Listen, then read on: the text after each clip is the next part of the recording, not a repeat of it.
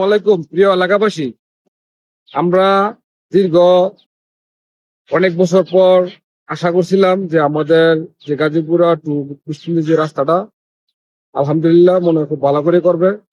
তো দেখেন যে কি অবস্থা, দেখেন মাত্র নতুন করছে, কথা বুঝছেন না। এখন নয় মেনে নিলাম যে বৃষ্টিতে অনেক সমস্যা হচ্ছে সারা বাংলাদেশে, কিন্তু পরবর্তীতে তো এটা মানে অকেজ হয়ে থাকবো।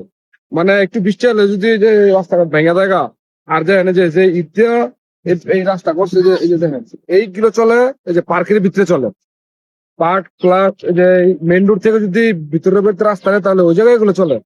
তা এরকম করে যদি রাস্তা করা হয় তাহলে তো কিছুদিন পর পর রাস্তা করতে হবে। সালাম আলাইকুম ভাই। ওয়ালাইকুম সালাম।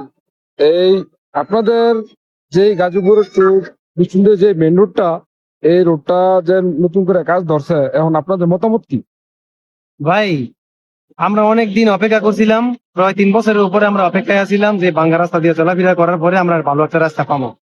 কিন্তু এখন যেই রাস্তা আমরা দেখতাছি, মনে করেন যে আশা করা যায় না যে এই বেশি দিন টেকসই করব এবং আমরা ভালোভাবে যাতায়াত করতে পারবো। এই বৃষ্টির পানি যদি অনেক থাকে না, তো ভবিষ্যতে মানে এই রাস্তার কি গ্যারান্টি আছে যে রাস্তাটা টিকে থাকবে?